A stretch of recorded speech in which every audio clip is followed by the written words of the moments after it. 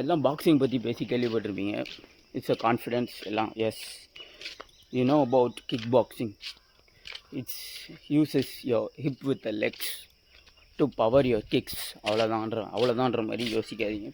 It's நீங்கள் உங்கள் ஹிப்பை use பண்ணும் போதே உங்களுக்கு தெரிஞ்சிடும் ஹவு பவர் இட் இஸ் அப்படின்னு.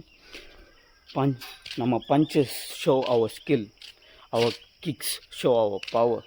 அண்ட் ரிங்குள்ள நிற்கும் போது உங்களோட pressure, how you calm your self, உங்கள் ப்ரெஷர் எப்படி கண்ட்ரோல் பண்ணுறீங்க, that's more important. Calm, patience ரொம்ப இம்பார்ட்டண்ட். நீங்கள் ப்ரெஷரை கண்ட்ரோல் பண்ண.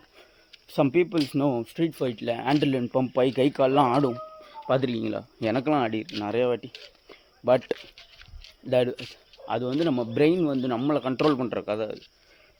we need to take control of our body. It's our body. We need to control our body. அது வந்து ஆண்ட்ரிலின் ரஷ்ஷில் ஆகுன்னு கால் ஆடுறதுலாம் வேலை ஆகாது. கண்ட்ரோல் பண்ணணும். That's the fitness.